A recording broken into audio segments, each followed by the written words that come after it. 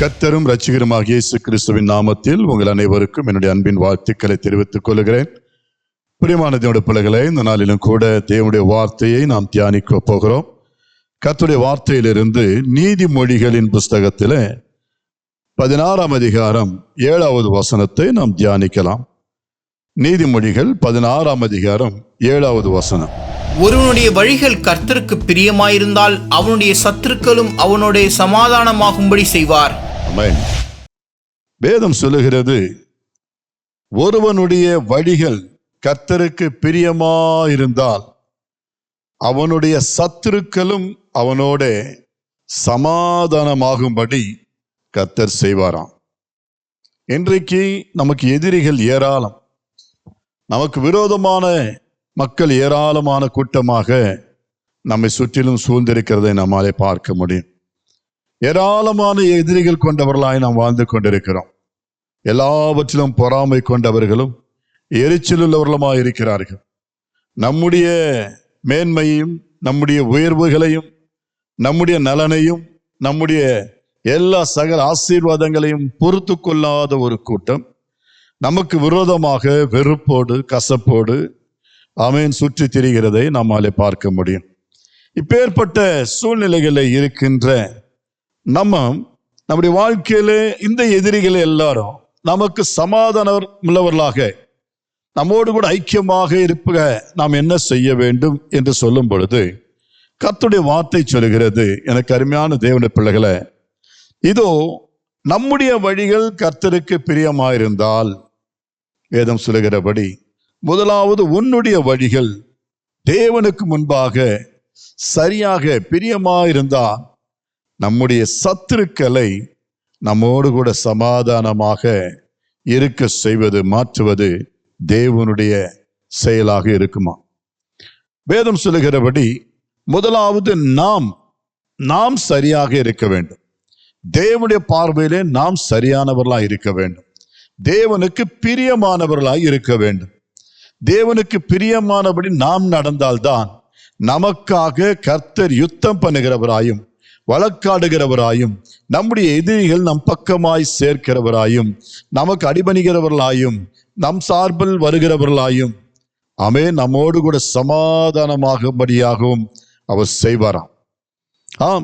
எனக்கு அருமையான தேவ ஜனமே, தேவன் இந்த வசனத்திலே முதலாவது நாம் சரியானவர்களாய் தேவனுக்கு பிரியமானவர்களாய் இருக்கிறோமா இல்லையா என்பதை அவர் நம்மை தான் முதலாவது கேள்வி எழுப்புகிறார்.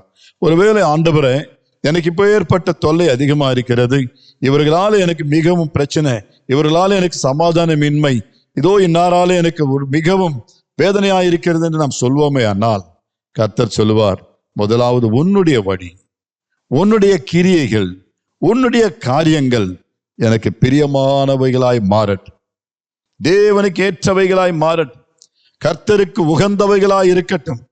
அப்பொழுது உன் எதிரிகளை, உன் சத்துருக்களை உன்னோடு கூட சமாதானமாகும்படி செய்வாராம். பிரியமானதோட பிள்ளைகளை, வேதத்தில் நாம் வாசிக்கும் பொழுது யாக்கோபுடைய வாழ்க்கையில இந்த சம்பவத்தை நாம் பார்க்க முடியும். நாம் எடுத்து வாசிப்போமே ஆனால் ஆதியாகமம் புஸ்தகத்துல 27ஆம் அதிகாரம் முதல் 4 வசனங்களிலே நாம் பார்க்கிறோம். ஆதியாகமத்தின் புஸ்தகம் 27ஆம் அதிகாரம் முதல் 4 வசனங்கள். ஈசாக்கு முதிர் வயதானதினால் அவன் கண்கள் இருளடைந்து பார்வையற்று போன போது அவன் தன் மூத்த குமாரனாகிய ஏசாவை அழைத்து, என் மகனே என்றான். அவன், இதோ இருக்கிறேன் என்றான். நான் முதிர் வயதானேன், என் மரணம் இன்ன நாளில் என்று அறியேன். ஆகையால் நீ உன் ஆயுதங்களாகிய உன் அம்பரா துணியையும் உன் வில்லையும் எடுத்துக்கொண்டு வனத்துக்கு போய் எனக்காக வேட்டையாடி அதை எனக்கு பிரியமாயிருக்கிற ருசியுள்ள பதார்த்தங்களாக சமைத்து நான் புசிக்கவும், நான் மரணமடையும் முன்னே என் ஆத்துமா உன்னை ஆசீர்வதிக்கவும் என்னிடத்தில் கொண்டு வா என்றான். பார்த்தீர்களா? இங்கே பூமியிலே பல ஆண்டுகளுக்கு முன்பாக வாழ்ந்தவர்களுடைய சரித்திரம் அது. யாக்கோபு, ஏசா என்பவர்களுடைய தகப்பனாகிய ஈசாக்கை குறித்து நாம் இங்கே வாசிக்கிறோம்.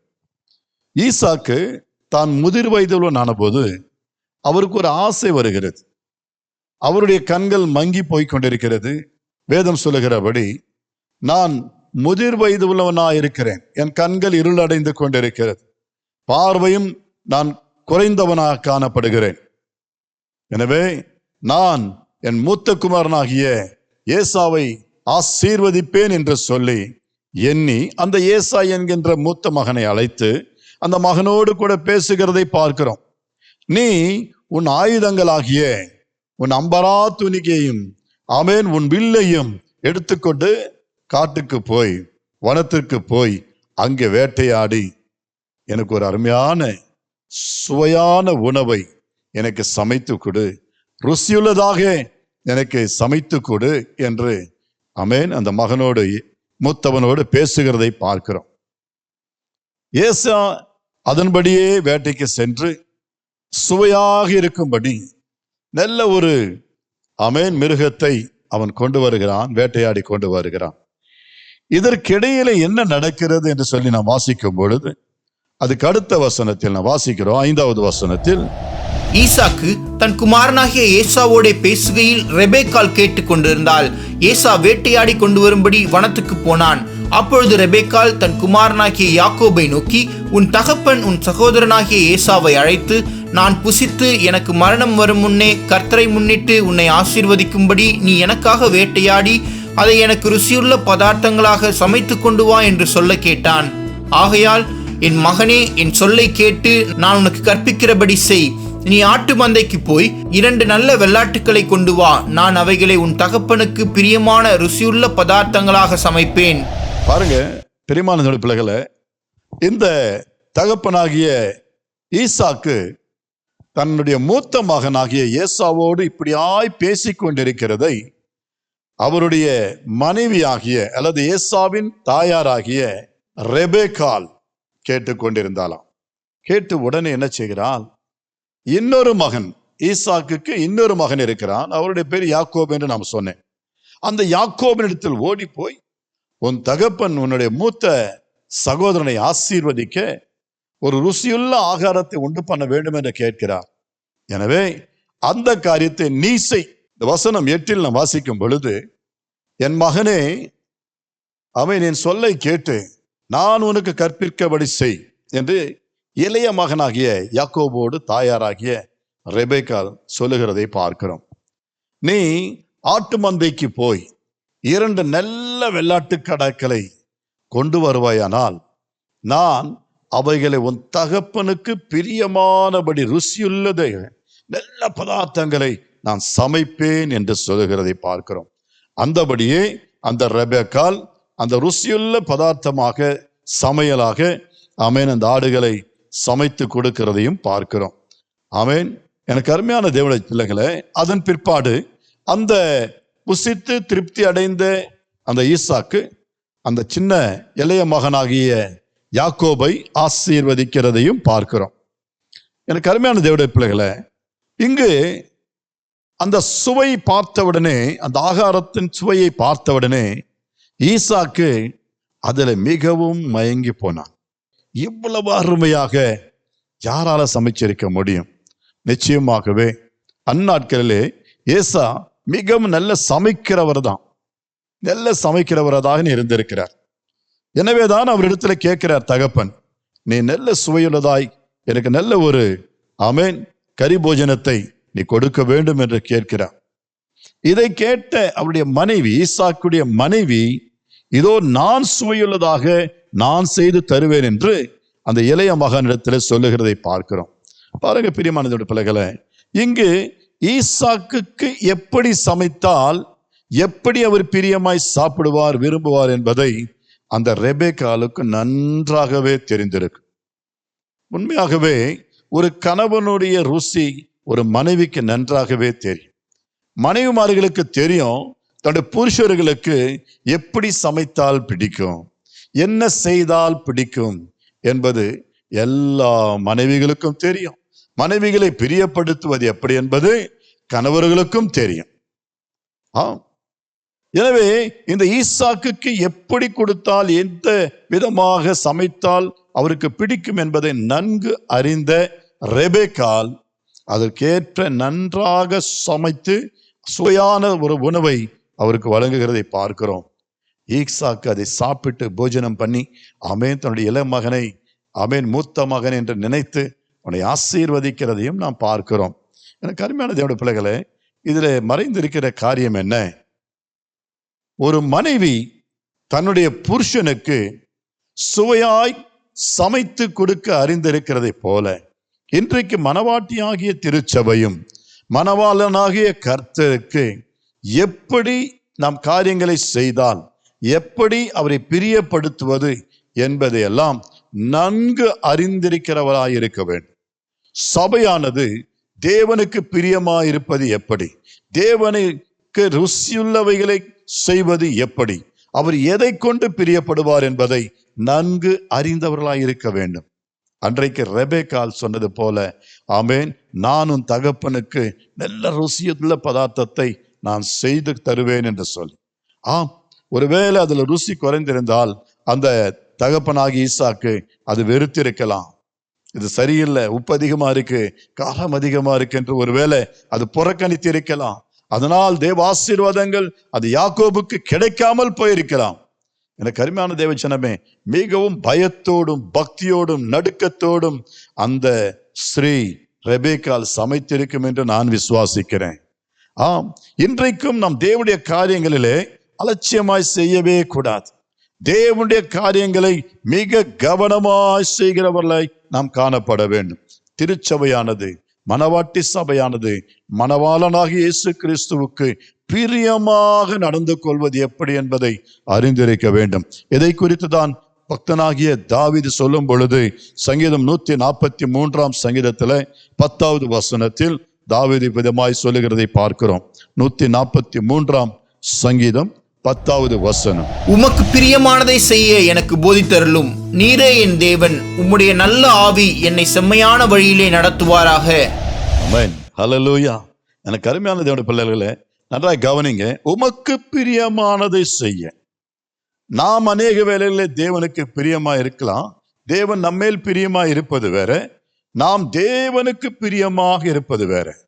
இப்பொழுது தேவனுக்கு பிரியமாய், சர்வ வல்லமையுள்ள தேவனாகிய கர்த்தருக்கு பிரியமாக நடப்பது, பிரியமாய் பேசுவது, பிரியமாய் ஜெபிப்பது, பிரியமாய் வாழ்வது எப்படி என்பதை தேவரீர் எனக்கு கற்றுத்தார், எனக்கு போதித்தருளும் என்று பக்தனாகிய தாவீது நம்முடைய ஆண்டவரை நோக்கி கேட்கிறதை பார்க்கிறோம்.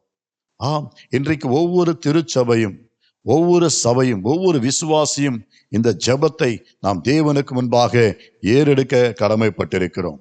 கர்த்தாவே, ஆண்டவரே, உமக்கு பிரியமானதை செய்ய எனக்கு கற்றுத்தார். உமக்கு பிரியமான விதத்தில் எங்களுடைய ஆராதனைகள் விளங்குவதாக, உமக்கு பிரியமான விதத்தில் எங்களுடைய உபவாச ஆராதனைகள் இருப்பதாக, உமக்கு பிரியமான வழிகளிலே நாங்கள் நடக்க எங்களுக்கு உதவி செய்யும் என்று நாம் கேட்க வேண்டும். நாம் ஏதோ செய்துவிட்டு தேவன் இதில் பிரியப்பட்டிருப்பார் என்று நினைக்கிறது தவறு. எல்லாவற்றிலும் தேவன் பிரியமாய் இருக்க மாட்டார். தேவனுக்கு பிரியமான ஆராதனை, தேவனுக்கு பிரியமான உபவாசம், தேவனை பிரியப்படுத்துகிற காரியங்கள் என்னவென்று வேதமே நமக்கு போதிக்கிறது. நாம் வேதத்துல வாசிக்கும் பொழுது உபவாசத்தை குறித்து இப்படியாய் வேதம் சொல்லுகிறது. வாசிப்போம். ஏசாயாவின் புஸ்தகம் 58 அதிகாரம் 7வது வசனத்தில் இப்படியாய் பக்தன் சொல்லியிருக்கிறார். எடுத்தவர்கள் வாசிக்கலாம். ஏசாயா 58 7வது வசனம். பசி உள்ளவனுக்கு உன் ஆகாரத்தை பகிர்ந்து கொடுக்கிறதும், துரத்துண்ட சிறுமையானவர்களை வீட்டிலே சேர்த்துக் கொள்ளுகிறதும், வஸ்திரமில்லாதவனை கண்டால் அவனுக்கு வஸ்திரம் கொடுக்கிறதும், உன் மாம்சமானவனுக்கு உன்னை ஒலிக்காமல் இருக்கிறதும் அல்லவோ எனக்கு உகந்த உபவாசம். கர்த்தருக்கு உகந்த உபவாசம்.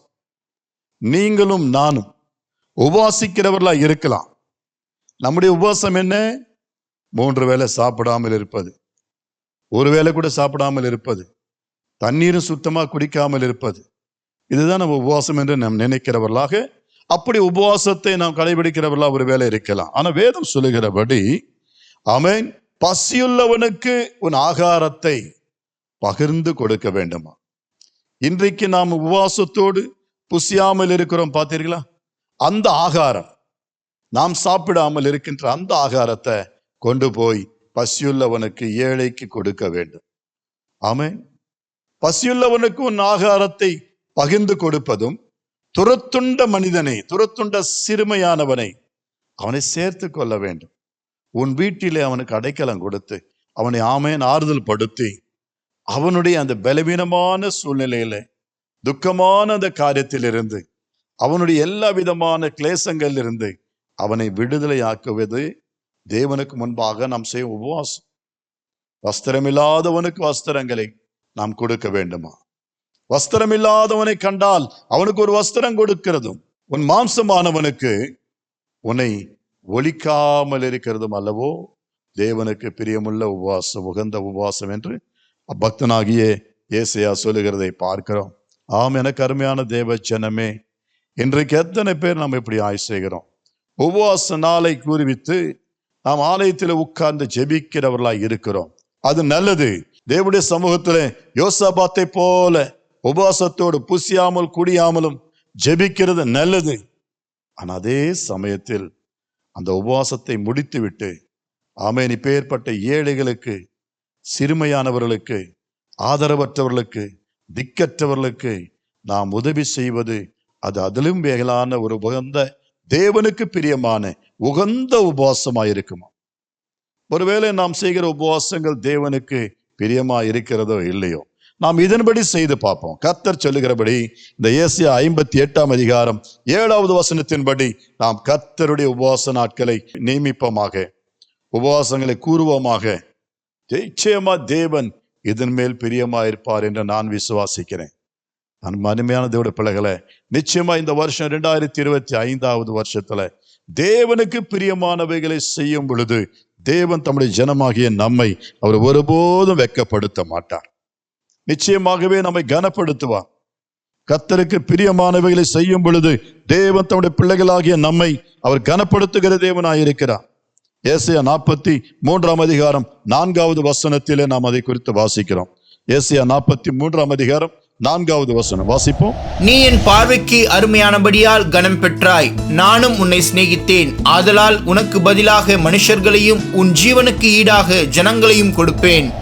அருமையானவனாக, நீ என் பார்வைக்கு அருமையானவனாக, பிரியமானவனாக, எனக்கு பிடித்த வண்ணமாக என்று அர்த்தம்.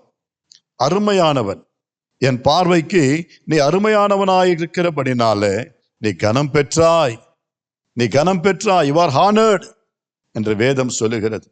பிரியமானதோடு பிள்ளைகளை, நாம் தேவனுடைய பிள்ளைகளாய் மட்டுமல்ல, நாம் தேவனுக்கு முன்பாக கனம் பொருந்தியவர்களாய், கனம் பெற்றவர்களாய் தேவன் நம்மை ஆசீர்வதித்து நடத்துவாராம். ஆமென். நான் உன்னை சிநேகித்தேன் என்று சொல்லுகிறார் கர்த்தர். நானும் உன்னை சிநேகித்தேன், ஆதலால் உனக்கு பதிலாக மனுஷர்களையும் உன் ஜீவனுக்கு ஈடாக ஜனங்களையும் கொடுப்பேன். எனக்கு அருமையான தேவனுடைய பிள்ளைகளை, என்னுடைய வாழ்க்கையில தேவனுக்கு உகந்தபடி நாம் வாழும் பொழுது, கர்த்தருடைய பார்வைக்கு அருமையானபடி நாம் வாழும் பொழுது அருமையாக இருக்கிறது. சில நேரங்களில் நாம் புசிக்கும் பொழுது, ஆகாரத்தை புசிக்கும் பொழுது சொல்லுவோம், அருமையான ஆகாரம், அருமையா இருந்தது, பந்தி அருமையா இருந்தது, சுவையா இருந்தது.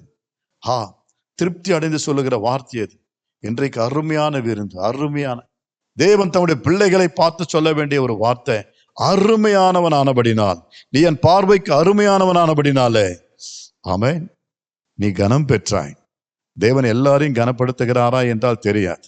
ஆனால் வேதத்தின்படி நாம் அருமையானவர்களாய் மாறும் பொழுது, கர்த்தருக்கு சுவையுள்ளவர்களாய், கர்த்தருடைய சுவைக்கு ஆமென் ஏற்றவர்களாய் நாம் காணும் பொழுது நிச்சயமா தேவன் நம்மை ஆசீர்வதிக்கவே ஆசீர்வதிப்பார். ஆம் தேவனுடைய பிள்ளைகளை, நம்முடைய தேவன் நம்மை ஆமென் உயர்த்துகிற, மகிமைப்படுத்துகிற தேவன். தமக்கு அருமையானவர்களை, பிரியமானவர்களை, தமக்கு பிரியமானவர்கள்படி செய்கிறவர்களை தேவன் கனப்படுத்துகிறதை பார்க்கிறோம். வேதத்தில் வாசிக்கும் பொழுது சங்கீதங்களின் புஸ்தகம் 20ஆம் அதிகாரம் 3வது வசனத்தில் பக்தனாகிய தாவீது இப்படியாய் சொல்லுகிறதை பார்க்கிறோம். சங்கீதம் 20:3வது வசனம். நீர் செலுத்தும் காணிக்கைகளை எல்லாம் அவர் நினைத்து உமது சர்வாங்க தகன பலியை பிரியமாய் ஏற்றுக்கொள்வாராக. நாம் செலுத்துகின்ற காணிக்கைகளை எல்லாம் ஏற்க வேண்டும் ஆண்டவர். தேவனாலே அவைகள் ஏற்கப்பட வேண்டும். ஆரம்பத்திலே ஆதாமுடைய 2 பிள்ளைகளும் தேவனுக்கு முன்பாக காணிக்கைகளை, பலிகளை கொண்டு வந்தார்கள். தேவன் ஆபேலையும் அவருடைய காணிக்கையும் அங்கீகரித்தார் என்று வேதம் சொல்லுகிறது. ஆனால் காயினையும் அவனுடைய காணிக்கையையும் தேவன் ஏற்றுக்கொள்ளவில்லை. தேவன் அதை புறக்கணித்தார். ஏனென்றால் கர்த்தர் வார்த்தை சொல்லுகிறது, காயினையும் அவனுடைய காணிக்கை. தேவன் காயினையே புறக்கணிக்கிறார். அப்படி இருக்கும் பொழுது அவருடைய காணிக்கையின் மேல் ஆண்டவர் பிரிப்பா இருப்பாரா? இருக்க மாட்டார். வேதம் சொல்லுகிறது ஆபேலையும் அவருடைய காணிக்கை. ஆபேல் மேல் தேவன் பிரியமா இருந்தபடியாலே, ஆபேலுடைய வாழ்க்கை தேவனுக்கு உகந்ததா இருந்தபடினாலே, ஆபேல் தேவனுடைய பார்வையில் அருமையானவனா இருந்தபடினாலே, தேவன் அந்த ஆபேலுடைய காணிக்கை மகிழ்ச்சியோடு நுகர்ந்தார், ஏற்றுக்கொண்டார் என்று நாம் பார்க்கிறோம். ஆம் தேவனுடைய பிள்ளைகளே, நீ செலுத்தும் காணிக்கைகள் எல்லாம், நீ செய்கின்ற ஜெபங்களை எல்லாம் தேவன் நினைத்து உமது சர்வாங்க தகன பலிகளை, நாம் செலுத்தும் காணிக்கைகளை பிரியமாய் ஏற்றுக்கொள்ளும்படியாக அவைகள் உகந்தவைகளாய் இருக்கட்டும், தேவனுக்கு பிரியமானவைகளாய் இருக்கட்டும், தேவனுக்கு அருமையானவைகளாய் இருக்கட்டும். ஆம் எனக்கு அருமையான தேவனுடைய ஜனமே, இந்த 2025 நாம் எதை செய்தாலும் அது தேவனுக்கு பிரியமானதாக, தேவனுடைய மகிமைக்கென்று செய்கின்றதாய் ஒன்று கூட தேவன் புறக்கணிக்கவே கூடாது. நாம் தேவனுக்காக ஏறெடுக்கிற ஜெபங்கள் புறக்கணிக்கப்படக்கூடாது, நம்முடைய ஆராதனைகள் புறக்கணிக்கப்படக்கூடாது. ஆமென். 2 பேர் தேவனுடைய ஆலயத்தில் போய் ஜெபித்தார்கள். ஒருவருடைய ஜெபத்தை, பரிசேயனுடைய ஜெபத்தை தேவன் புறக்கணித்தார்.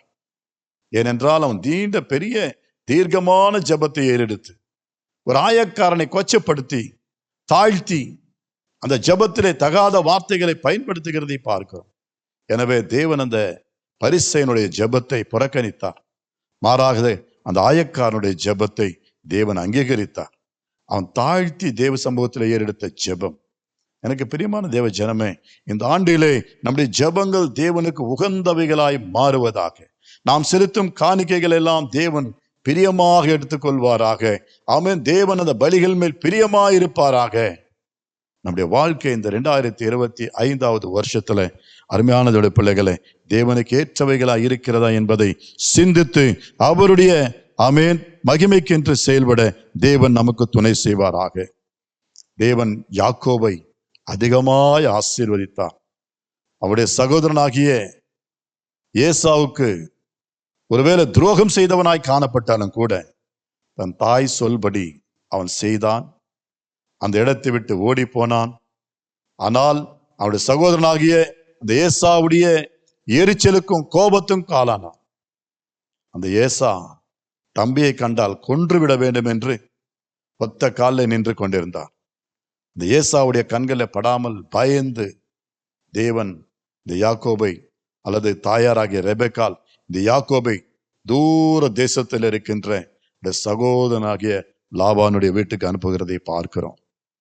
பிரியமானதோடு பிள்ளைகளே, ஆனால் அதே சமயத்தில் தேவன் யாக்கோபோடு இடைப்பட்டார். தேவன் யாக்கோபின் மேல் பிரியமா இருந்தார் என்று வேதம் சொல்லுகிறது. எடுத்தவர்கள் வாசிக்கலாம். சங்கீதங்களின் புஸ்தகம் 47 அதிகாரம் 4வது வசனத்தில் நாம் வாசிக்கும் பொழுது, சங்கீதம் 47 அதிகாரம் 4வது வசனம். தமக்கு பிரியமான யாக்கோபின் சிறப்பான தேசத்தை நமக்கு சுதந்திரமாக தெரிந்தளிப்பார். ஆமென். ஹல்லேலூயா. தமக்கு பிரியமான யாக்கோபின் சிறப்பான தேசத்தை நமக்கு சுதந்திரமாக தெரிந்தளிப்பார். நன்றாய் கவனிங்க.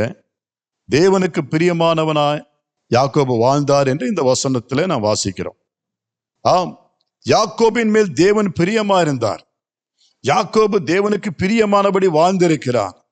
யாக்கோபு தேவனிடத்தில் போராடி தேவ ஆசீர்வாதங்களை பெற்றவர். தேவனுடைய அருமையை, தேவனுக்கு பிரியமாயிருப்பதை அறிந்தவன் யாக்கோபு. தேவ ஆசீர்வாதங்களை எப்படி பெற்றுக்கொள்ளலாம் என்பதை அறிந்து போராடி ஜெபித்து அதற்காக விடாமல் தேவ சமூகத்தில் காத்திருந்து ஆசீர்வதிக்கப்பட்டவர் யாக்கோபு. ஆனால் நடந்தது என்ன? இந்த யாக்கோபை கொன்றுவிடும்படியாக தன் சகோதரன் ஏசா மிகவும் கங்கணங்கட்டி திரிந்து கொண்டிருந்தார். அந்த நேரத்தில் யாக்கோபு தேவனை நோக்கி ஜெபிக்கிறதை பார்க்கிறோம். யாக்கோபு தேவனை நோக்கி ஜெபிக்கிறதை பார்க்கிறோம். அதை குறித்த வேதத்தில் நான் வாசிக்கும் பொழுது ஆதியாகம புஸ்தகம் 32 அதிகாரம் 6வது வசனமும் 7வது வசனத்திலும் நான் வாசிக்கிறோம். அந்த ஆட்கள் யாக்கோபினிடத்தில் திரும்பி வந்து, நாங்கள் உம்முடைய சகோதரனாகிய ஏசாவிடத்துக்கு போய் வந்தோம், அவரும் 400 பேரோட கூட உம்மை எதிர்கொண்டு வருகிறார் என்றார்கள். அப்பொழுது யாக்கோபு மிகவும் பயந்து வியாகுலப்பட்டு தன்னிடத்திலிருந்த ஜனங்களையும் ஆடு மாடுகளையும் ஒட்டகங்களையும் 2 பகுதியாக பிரித்து, என் சகோதரனாகிய ஏசாவின் கைக்கு என்னை தப்புவியும், அவன் வந்து என்னையும் பிள்ளைகளையும் தாய்மார்களையும் முறியடிப்பான் என்று அவனுக்கு நான் பயந்திருக்கிறேன். தேவனுக்கு முன்பாக ஜெபிக்கிறதை பார்க்கிறோம். என் சகோதரனாகிய ஏசாவுக்கு முன்பாக அவன் கைக்கு என்னை தப்பியும் ஆண்டவரே. தேவனுக்கு முன்பாக ஜெபிக்கிறான். ஏனென்றால் இந்த ஏசா தன்னுடைய ஆசீர்வாதங்களை இழந்தது நிமித்தமாய் கொலை வெறி பிடித்தவனாக தன் சகோதரனை கொன்றுவிடும்படியாக அவன் மிகவும் சுற்றி திரிகிறதை அறிந்து தேவ சமூகத்தில் ஊக்கமாய் ஜெபிக்கிறவனாய் காணப்பட்டான். இந்த ஜெபத்தை கேட்ட தேவன் அந்த ஏசாவை, யாக்கோபுக்கு எதிர்கொண்டு வந்த ஏசாவை என்ன செய்கிறார்? 2 பேரும் ஒருவரை ஒருவர் முத்தமிட்டு ஆமென் கட்டிப்பிடிக்கும்படியாக, சகோதர சிநேகத்தை காண்பிக்கும்படியாய், வெளிப்படுத்தும்படியாய் தேவன் காரியத்தை மாறுதலாய் முடிய பண்ணினார். ஆமெனுக்கு அருமையான தேவ ஜனமே, நம்முடைய ஆண்டவர் நமக்கு பிரியமானபடி நாம் வாழும் பொழுது, அவருக்கு பிரியமானதை செய்யும் பொழுது, நமக்கு விரோதமாய் வரும் ஆயுதங்களை வாய்க்காதபடி செய்வார், அல்லது நம் பக்கமாக அவைகளை மாற்றுவார். வேதம் சொல்லுகிறது, சங்கீதம் 23ஆம் அதிகாரம் 5வது வசனத்தில் நாம் வாசிக்கிறோம், என் சத்துருக்களுக்கு முன்பாக நீர் எனக்கு ஒரு பந்தியை ஆயத்தப்படுத்தி என் தலையை எண்ணெயால் அபிஷேகம் பண்ணுகிறீர், என் பாத்திரம் நிரம்பி வழிகிறது.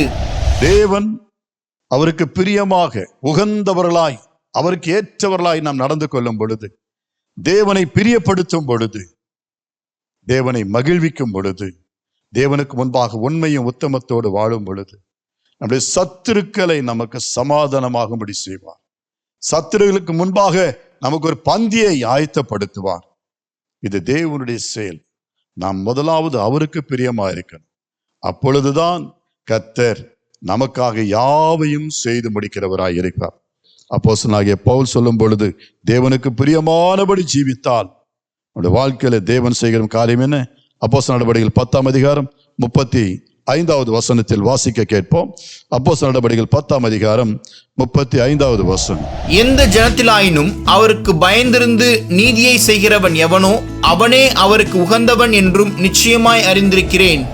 எந்த ஜனத்திலாகிலும் அவருக்கு பயந்து நீதியை செய்கிறவன் எவனோ அவனே அவருக்கு உகந்தவன். கிறிஸ்தவர்கள் மத்தியில் அல்ல, கிறிஸ்தவர்கள் அல்ல. நம்ம அநேக நேரங்களில் ஏண்டவர் இயேசு இந்த கிறிஸ்தவர்கள் மட்டும்தான் தெய்வம், கிறிஸ்தவர்கள் மட்டும்தான் ஆசீர்வதிப்பாரு, கிறிஸ்தவர்களை ஜபந்தான் கேட்பார் என்றது கிடையாது. பிரியமான தேவனுடைய பிள்ளைகளே, எந்த ஜனத்தில் ஆகிலும் யாராயிருந்தால் அவருக்கு பயந்திருந்து நீதியை செய்கிறவன், அநியாயத்தை செய்கிறவன் அல்ல, நியாயத்தை நீதியை செய்கிறவன் எவனோ அவனே அவருக்கு உகந்தவன் என்றும் நிச்சயமாய் நான் அறிந்திருக்கிறேன் என அப்போஸ்தலனாகிய பவுல் செய்கிறார். ஆம், நல்ல மனுஷனுடைய நடைகள் தேவனுக்கு பிரியமாயிருக்கும். சங்கீதங்களின் புஸ்தகம் 37ஆம் அதிகாரம் 23வது வசனத்தை வாசித்து, சங்கீதம் 37:23, நல்ல மனுஷனுடைய நடைகள் கர்த்தரால் உறுதிப்படும், அவனுடைய வழியின் மேல் அவர் பிரியமாயிருக்கிறார். ஆமென், ஹல்லேலூயா. அவருடைய வழிகள் மேல் கர்த்தர் பிரியமாயிருக்கிறார். நல்ல மனுஷன், துன்மார்க்கன் அல்ல. ஆமென், தேவனுக்கு விரோதமாய் கிரியை செய்கிறவன் அல்ல, நல்ல மனுஷன், நீதி செய்கிறவன், எந்த கேடும் எந்த விதமான அக்கிரமங்கள் அநியாயங்களையும் சமுதாயத்தில், ஆமென், சமூகத்தில் விளைவிக்காதவன். நல்ல மனுஷனுடைய நடைகள் கர்த்தரால் உறுதிப்படும். நாம் என்னதான் சொன்னாலும் ஆண்டவருக்கு தெரியும் நம்முடைய நடைகள், நம்முடைய எல்லா வழிகள் அவர் அறிந்திருக்கிறார். ஆம், அவனுடைய வழிகளின் மேல் அவர் பிரியமா இருக்கிறார் என்று வேதம் சொல்லுகிறது. தேவனுக்கு பிரியமாய் நாம் நடக்கும் பொழுது, நம்முடைய வழிகள் பிரியமாயிருந்தால் நம்முடைய சத்துருக்களையும் நமக்கு சமாதானமோடு இருக்கும்படி கர்த்தர் செய்வார். எல்லா சூழ்நிலைகளும் நமக்கு சாதகமாய் கர்த்தர் மாற்றுவார், அனுகூலமாய் மாற்றுவார். பிரியமானதோட பிள்ளைகளை, இந்த 2025வது வருஷத்தில் நாம் யாவரும் தேவனுக்கு பிரியமான காரியங்களை செய்து, கிரியைகளை செய்து, உகந்தவைகளை செய்து, தேவனை பிரியப்படுத்துகிறவர்களாய் வாழ்ந்தார் மற்ற எல்லா காரியங்களிலும் தேவன் நமக்கு துணையாயிருப்பார். அப்படி செய்ய கர்த்தர் நமக்கு சகாயம் பண்ணுவாராக. God bless you. கர்த்தர் உங்களோடு இருப்பாராக. Thank you.